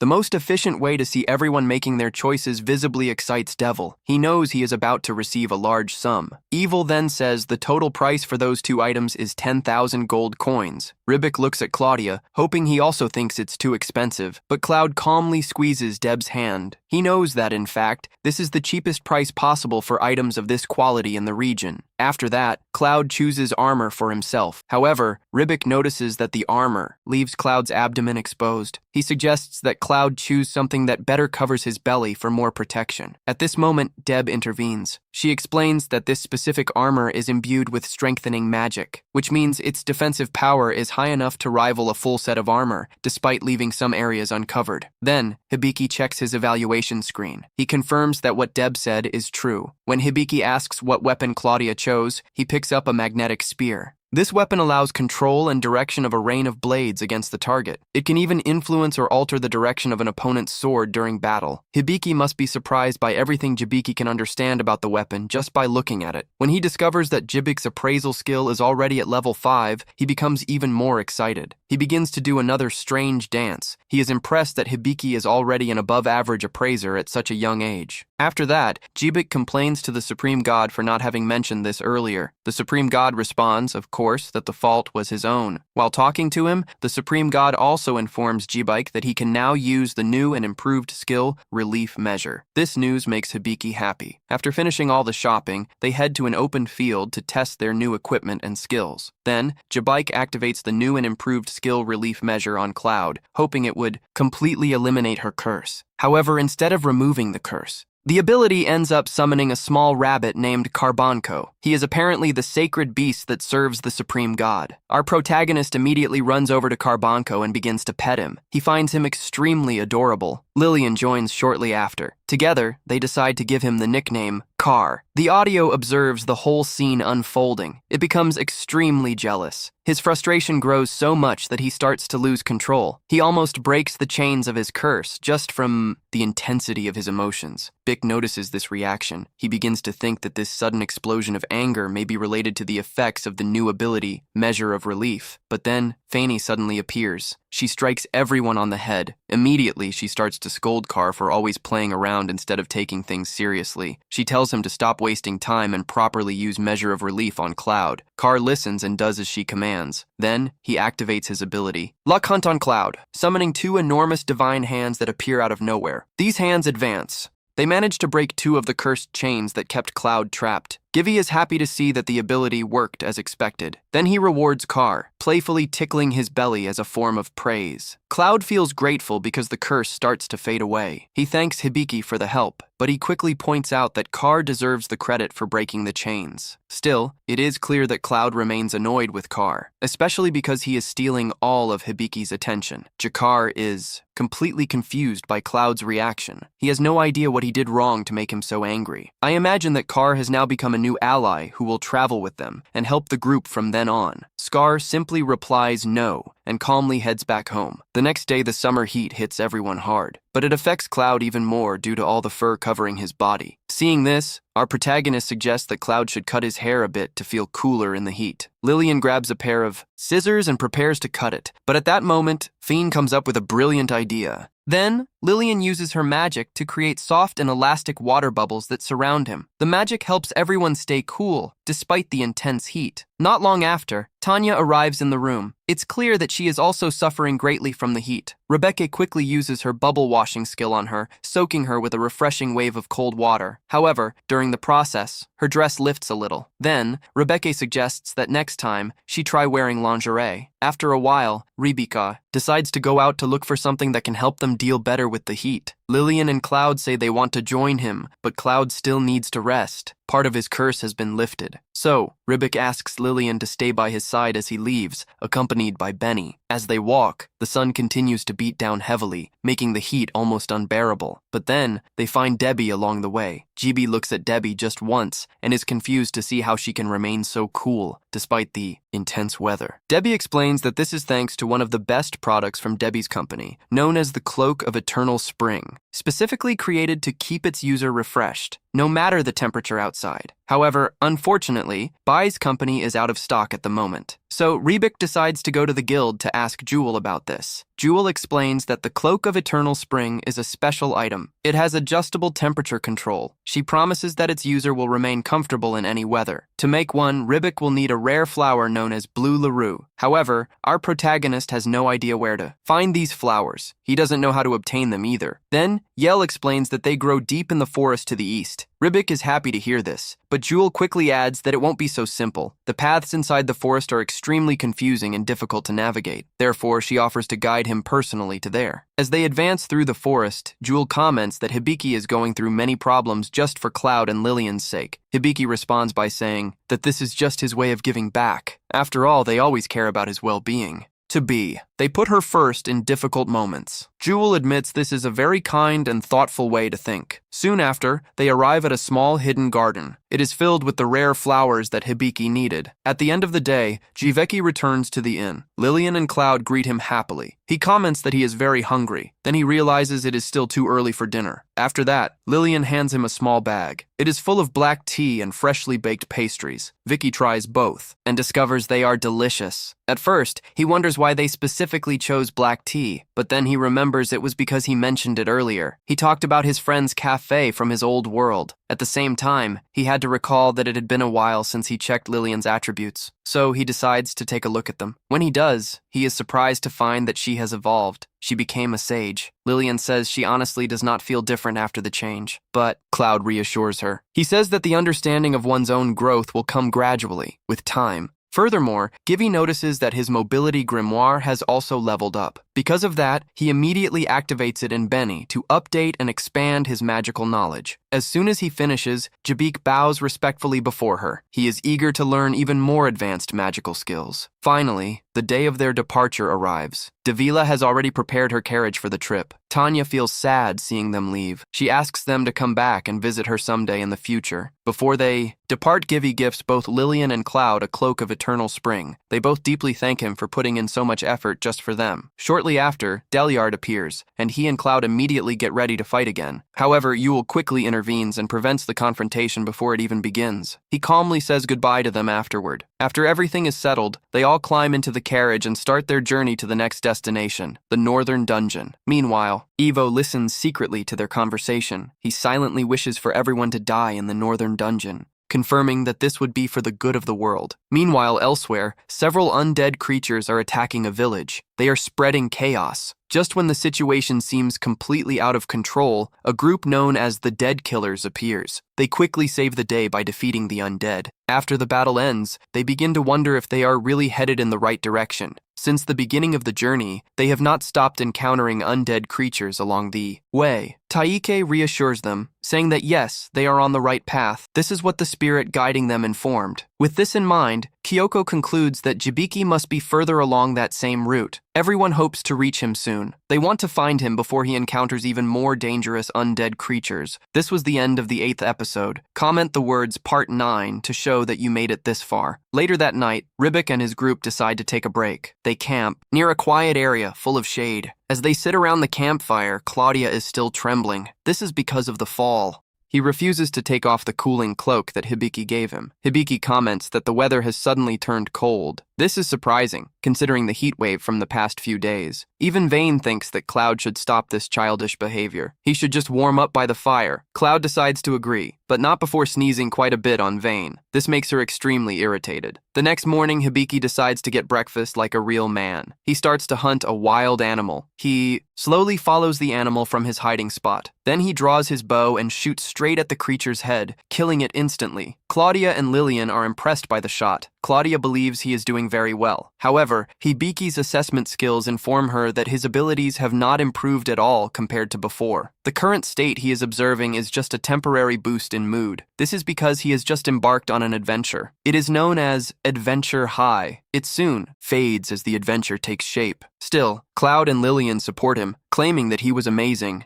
After that, they set off again on their journey in the new cart. Cloud drives the cart while lecturing Hibiki on the positive aspects of training hard every day. There will come situations where he won't be able to use the skills he desires. In those moments, only basic training will save his life. Hibiki listens in the back of the cart, but he can't focus on anything. The vehicle keeps rocking back and forth. This makes his stomach churn. He feels motion sickness and nausea. Lillian is worried and asks if he is okay, but Hibiki doesn't even dare to open his mouth. He's too nauseous. Lillian tells him to throw up outside the cart if he needs to, not inside it, but Hibiki can no longer control himself. He ends up retching up his breakfast right there in the cart. While Lillian screams in horror, Cloud decides to stop near a body of water to clean everything and feed the horse. Hibiki gets out of the cart, wondering how much longer the journey will last. He worries if he will feel sick the entire time. He decides to splash some water on his face, hoping to feel a bit better. However, the moment Hibiki touches the water, he feels like he is pushing something soft. Suddenly, the lake splits in two, as if Hibiki were Moses himself. But then, they discover that the supposed lake was actually a group of slimes resting. The slimes start to gather while Cloud decides that they could be a good training opportunity. They could practice fighting against creatures without a proper body. Vane claims it would only be fair if they fought without weapons. Cloud agrees. Lillian is not so sure about this. She thinks that Hibiki might not be able to handle the situation, but Cloud tells her not to worry. He won't be entirely unarmed, handing her a flaming torch. Hibiki realizes that Cloud is truly a masochist. He knows that one day it will end up being his downfall. With that, Cloud pushes Hibiki into battle. Thus, he is forced to run towards the slimes, swinging his torch. Soon he realizes that the slimes are afraid of fire. He understands why Cloud gave him a torch as a weapon. When he thinks he might actually win, he ends up missing his attacks. One of the slimes jumps into the air, sticking to his face. It blocks his nose and practically drowns him.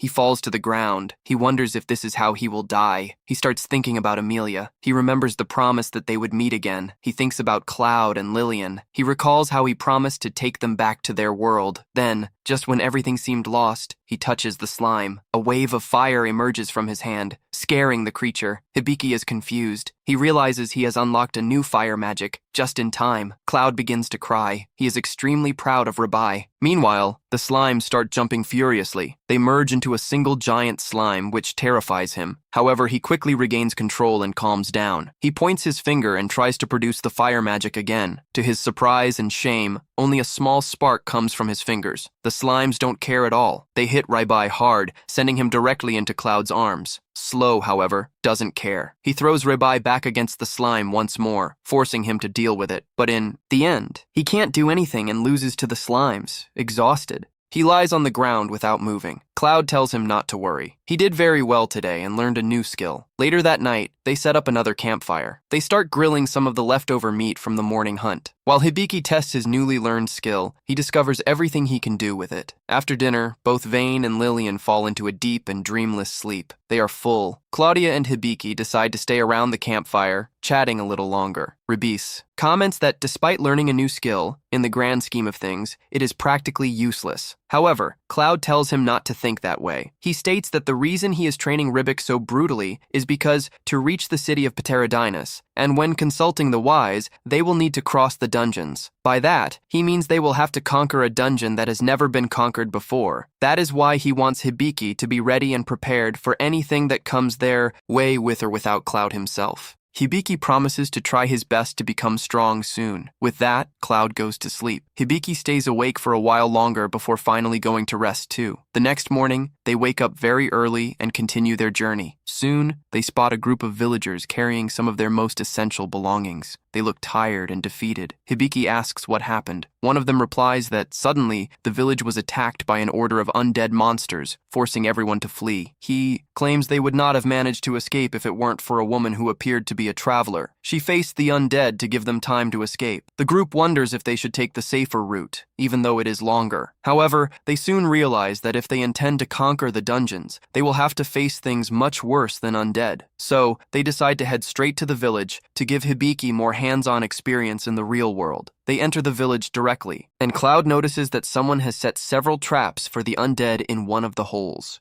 He finds a dead animal. It is alive, struggling against the wooden stakes. When Hibiki accidentally triggers some traps, he barely escapes with his life from a dart trap. He was about to fall into another pit filled with stakes, but Cloud grabs him at the last second. Otherwise, he would be finished. Cloud expresses his gratitude. At that moment, a familiar voice emerges from behind the bushes. It turns out to be none other than Fauna. She is the thief Hibiki tried to capture earlier in the city. He realizes she must be the traveler the villagers were talking about. She is the one who saved the village from destruction. She claims she has been setting traps for the undead. Since Hibiki ruined some of them, he will now have to help her defend the village from those monsters. Cloud does not trust her much. He asks what her profit would be in all of this. However, she states there is no profit at all. Sometimes she wants to do something good for the world. Cloud inquires about the situation with the undead, and that makes her think for a moment. She explains that normally these zombies are easy to deal with because they lack brains, but something is different about this group as they seem organized.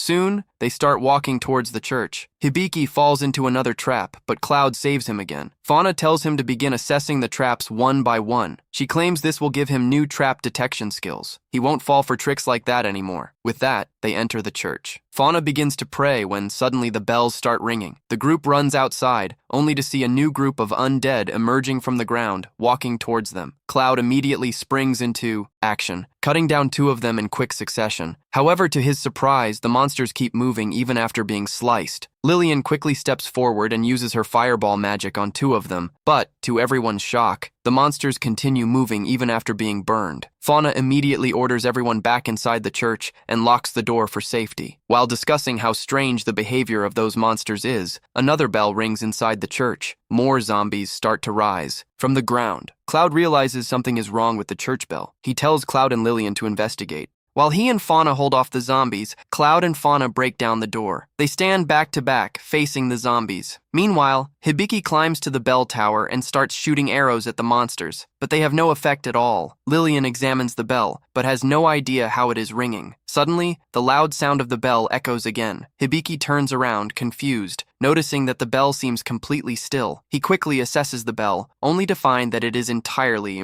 ordinary. However, he soon feels something strange in the surrounding environment. He begins to scan the area with his sharp eyes, discovering a magical mirror cloaked in invisibility. It becomes clear that the one responsible for all this is none other than Ivy, who is surprised to see that Hibiki managed to find her magical mirror. Quickly, Hibiki realizes that the bell inside the magical mirror is the true source of the ringing. So, he immediately grabs his arrow and shoots at the mirror. The arrow is instantly deflected and passes just a few centimeters from his head. Meanwhile, on the ground, Cloud and Fauna continue the battle against the endless waves of monsters. They wonder when it will finally end. At the same time, Lillian and Hibiki are frustrated with the mirror. They start firing their spells at it. VH tries to warn that the attacks will be reflected, but it is already too late. The fireballs explode inside the bell tower. Accidentally, one of the deflected arrows hits Ivy's true mirror, shattering it on impact and freeing the undead from the spell. Both Hibiki and Lillian manage to escape the tower safely. They explain what they saw. Cloud feels a bit worried about who might be behind all this, but decides to think about it later. When night falls, Bick calls the villagers back, stating that the village is safe again. Everyone thanks the group. Fauna says goodbye, promising they will meet again soon. For his part, the creator god comments that the past cannot be changed. The mistakes made cannot be changed either. For this same reason, he does not think about letting Rabik die. He wants her survive and achieve happiness. That way, when she finally wakes up from her sleep, that world won't end up destroyed. Now things just got interesting. Meanwhile, on the other hand, the guard of the city forbids them entry. He says they are just one adult and two kids. This makes Claudio angry, although the guard lets him know he is irresponsible. However, Rabik, to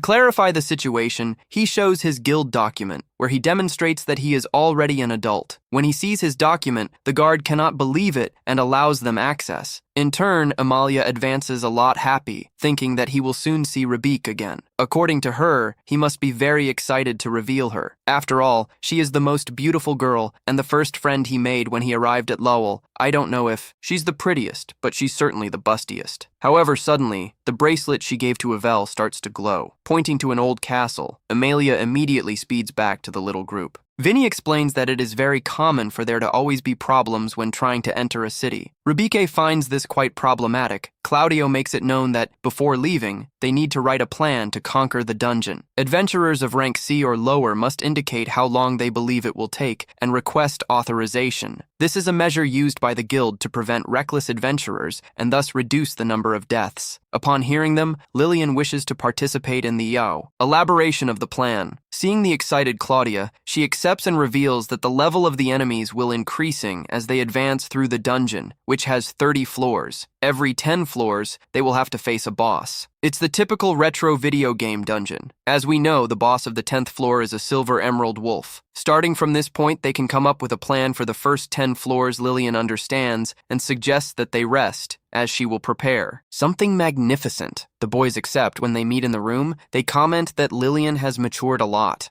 But now it's time to review what they will take to the dungeon in Lowell. They have already bought weapons and armor. Thanks to Ribik's skill, they can also make potions. So the only thing missing is food. However, he doesn't even finish speaking because Ribik interrupts him, saying that he forgot something important, his underwear. After all, they won't be able to wash clothes in the dungeon. He must know how uncomfortable and disgusting it will be, being able to change underwear. However, Claudio remembers that instead of changing, they could use bubbling cleaning, as they have been doing until now. However, Ribik does not agree, because it is not the same thing to use magic than washing them by hand. The sensation he wants to convey, in this case, is different. Claudio proposes to give him his thong, but Ribik refuses, because he was born in the modern era and does not intend to wear a thong. Vini asks him not to be so stupid and think a little about what he can use. Then Ribik remembers that he now has the ability to copy and paste. He activates it and starts copying and pasting a bunch of underwear. However, Vinny curses, saying that he could have done that after washing them and not bury him in a mountain of dirty underwear. Amalia enters the abandoned castle, which brings back bad memories, but evil is in danger and she can't leave her alone. Although we see that, in reality, the one in danger is not evil. In danger is that wolf. She tries to control him. At that moment, Amalia intervenes. Thinking that Evel is in danger, she asks her to move away to attack that monster. While Evel begins to act like victim, Amalia faces the silver emerald wolf. Although he manages to control the situation, Evel, realizing that the wolf proved to be quite useful, asks them to stop and presents Amalia with his new companion. Esta asks him what he intends to do by controlling monsters, as this can't be anything good. Evel replies that he just wants world peace and regrets that his friend thinks she will do something bad. However, she quickly starts laughing and asks her if she still believes they are friends. She comments that the oldest ones are the silliest. Amalia starts crying, replying that she is not old, she just has. Error 500. Server error. 1500. That's an error. There was an error. Please try again later. That's all we know. Against her. Amalia manages to imprison him with earth magic. Then, she attacks Ivel with her wind blades. However, Ivel reflects the attack, causing great damage to Amalia. Before leaving, Ivel comments that whenever she faces someone who is not her target, she ends up getting into trouble. She makes it known that she is just a naive elf, and with that said, she leaves. The next day, the boys meet at the guild. They ask for the plan when handing it over. The receptionist gives them approval, commenting that it is very well prepared. Therefore, they are allowed to enter. Rebik congratulates Lillian on the excellent work. Then, they head to the entrance of the dungeon. Everyone moves forward excitedly as they walk through its corridors. Thanks to the world map, Rebike does not detect monsters. However, Claudio recommends that he continue moving forward without using the map. If you rely too much on it, you won't be able to develop your instinct for detecting danger. This is also part of the training. Rebike accepts it, begrudgingly. Suddenly, the supporting voice informs him that the transmission level of divine authority has dropped by 15%. The voice of the god of creation comments that he already imagined this, but she is far away so that Rebiki cannot understand her. Meanwhile, in the kingdom of the gods, the main god wonders what will happen now. The goddess of magic appears and asks what he is referring to. He starts to play with her, but only manages to get hit on the head. Then he apologizes while revealing that that boy has already entered the dungeon. The goddess of magic is worried because, considering his attributes, he will be in great danger, despite the blessings received. The main god explains that the boy wants to ask the wise men how to get back to their world. The goddess of magic then asks why he didn't stop him and why he didn't say that the wise men don't even know if there is a way back to that world. He responds that he doesn't intend to let it die, but he also doesn't want to control it because a life full of restrictions wouldn't be fun. At that moment, the goddess of magic realizes how much worried about that boy and starts to wonder why the hell she is so worried about him. Meanwhile, the main god thinks about the current memories of the goddess of magic and the sages. They don't know the answer. What makes him suspect that something erased the memory of some gods, unless he did it himself? The question is, why, anyway? Even in that dungeon of his connection with him is weaker. Everything will end well. Then he asks the goddess of magic what she is doing there. She replies that she came to invite him to have tea. However, he refuses the invitation. No. However, she clarifies that the invitation comes from the goddess of medicine. When he thinks of the goddess of medicine, he immediately changes his mind. Busty women make him relax. This comment infuriates the goddess of magic, which sends him flying with a single blow. Meanwhile, the boys continue advancing through the dungeon. However, they end up reaching a dead end, which worries Claudio. As there should be many more paths, he asks Rebik to evaluate that wall. When he does so, he reveals that it is a monster. Claudio pierces the creature with his spear, but this is not enough to destroy it. So, Rebike suggests that Lillian use her weapon. In doing so, she demonstrates impressive destructive power, with a maximum damage potential even greater than that of Claudio. With the path open, the boys continue to advance. However, the further they descend, the more Rebik's divine connection decreases. This could amount to a total reduction of 25%. Suddenly, they are attacked by a group of giant bees. Rebik evaluates them and reports their levels. When he tries to attack one of them using the expert eye, he realizes that their effectiveness rate is no longer 100%, but only 65%. His attack fails. So, Lillian and Claudio take care of the monsters. Rebike is thoughtful while Claudio explains that